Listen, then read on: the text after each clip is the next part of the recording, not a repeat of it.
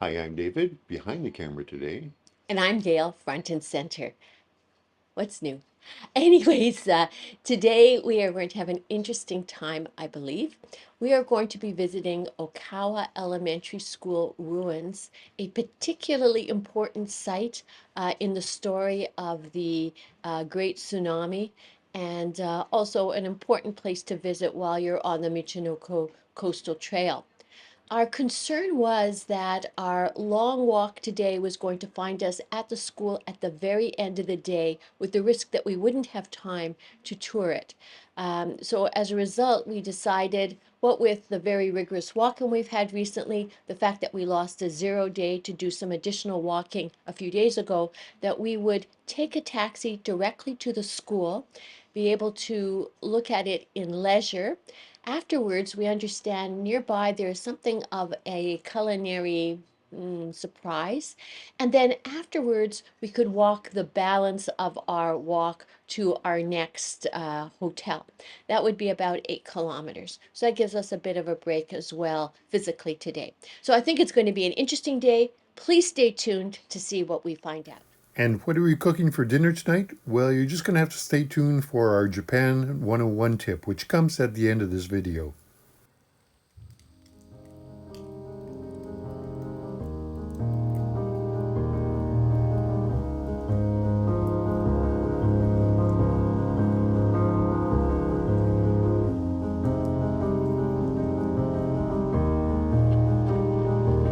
I'm standing outside of the ruins of the Okawa Elementary School. This is a very important story of the tsunami in a day of many tragedies. This is the one that people particularly remember and particularly mourn because the loss of life was avoidable. In the school, the protocol with the earthquake worked beautifully.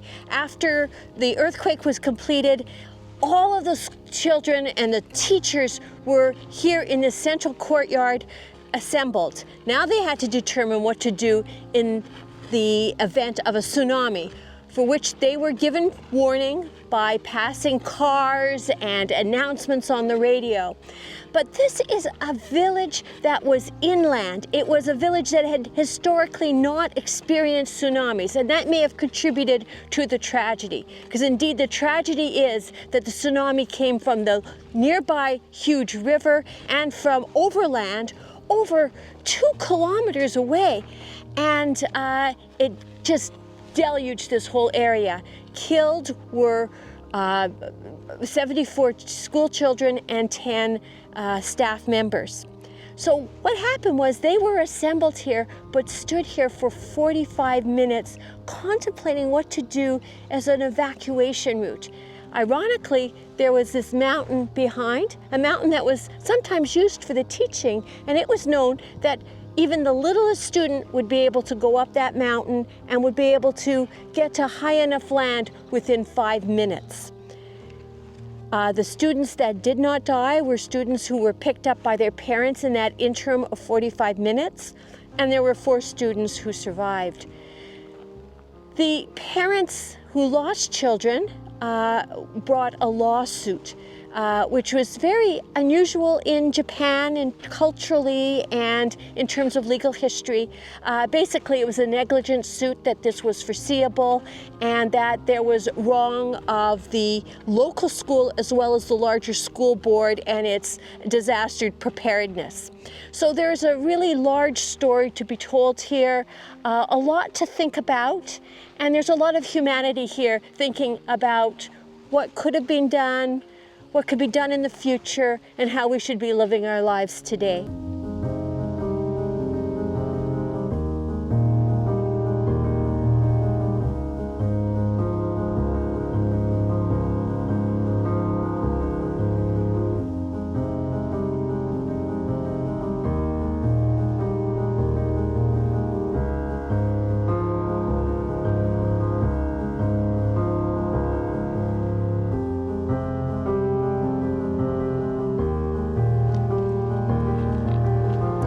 The Okawa Elementary School was a center of the village, as is typical of schools in Japanese villages.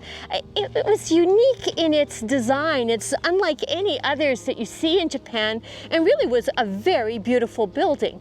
It certainly served the purposes in that it did not collapse during the large earthquake, which again is typical of the very well-built structures that are schools in Japan. So that is no coincidence. This is a 1985 building, by the way. But what was really lovely was it really used its site well and let the students and the staff see the beautiful nature around with huge windows. Another thing quite typical of Japanese schools. But this one wasn't just a blockish 2 or 3 story structure.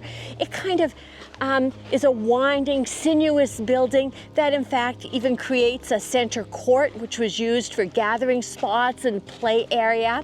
And that court flowed into a playing field. There was a gymnasium that was attached by a glass corridor, and that glass corridor was decorated for festivals and public events, and so it was a very happy place. You could imagine what a lovely place it would have been to go to school in this lovely, lovely building. This is the flower offering site on location of the Okawa Elementary School ruins. You know, this is such a powerful and educative place, and yet it almost didn't come to be.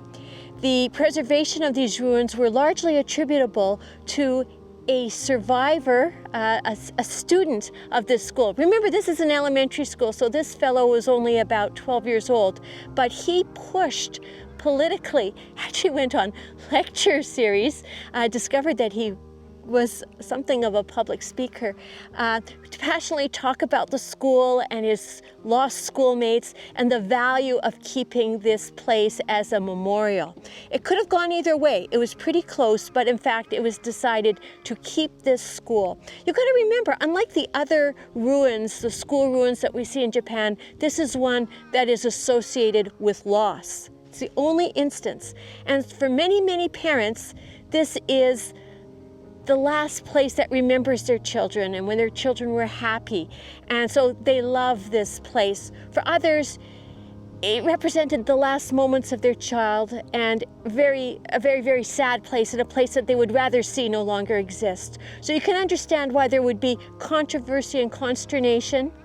As a visitor, I'm happy the decision went as it did, because this really is an important place to consider the tsunami and just life generally.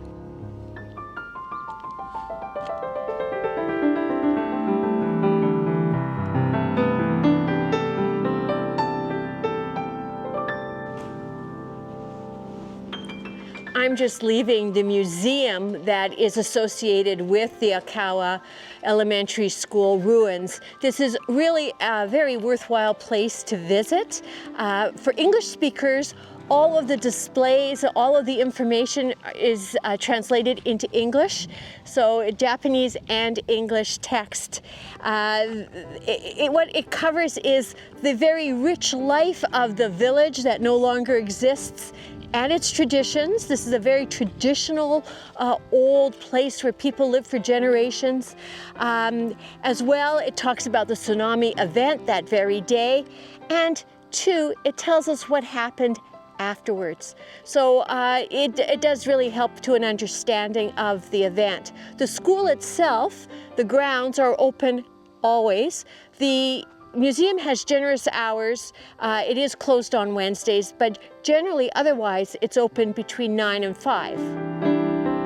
It's now time to start clocking in some miles. We have 8 kilometers today, and en route we hope to find a very famous eatery. We sure hope it's open.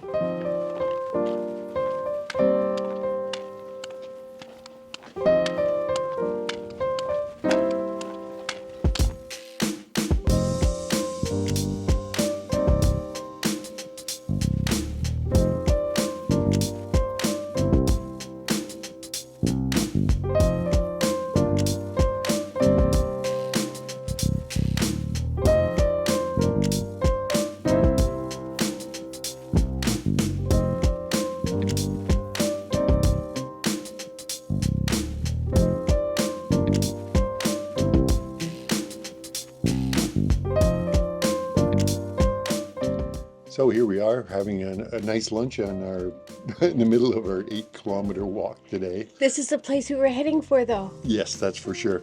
And what it specializes in is a karage cuisine, or which is basically almost like a what this is fried chicken, but it's got a very light batter on it. That's what it's known for. And I'm just going to take a quick taste.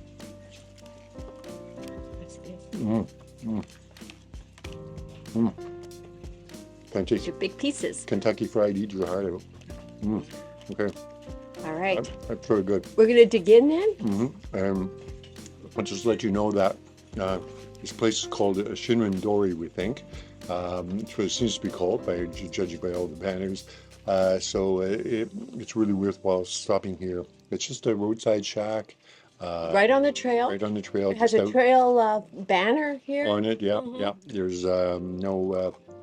There's no indoor facilities at all. There's just a porta potty and a vending machine for drinks, and you sit at picnic tables. That's pretty much it. Who needs more?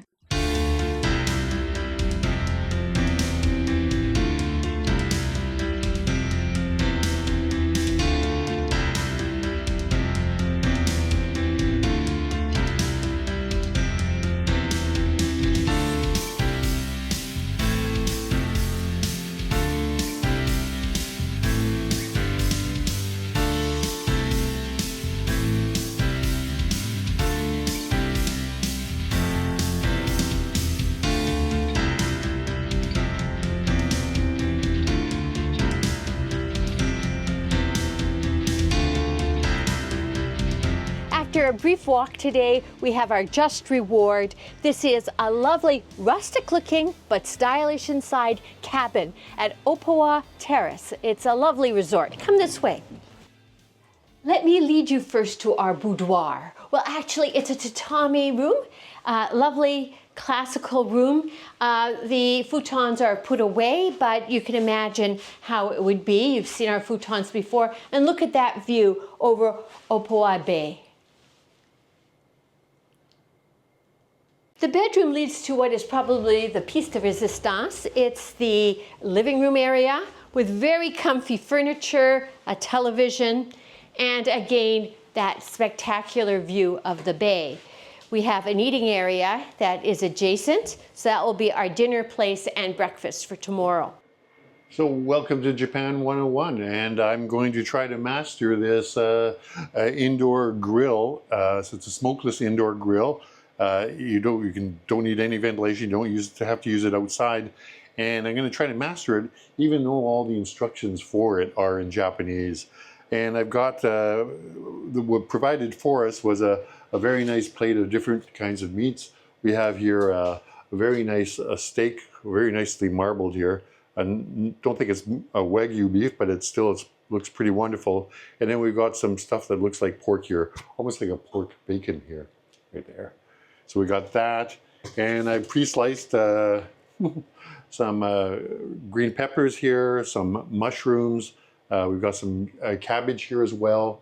So we've got different vegetables as well as here we have slices of just a white tomato, a white onion, and also some slices of carrots as well. And well, let's just see how this is going to work.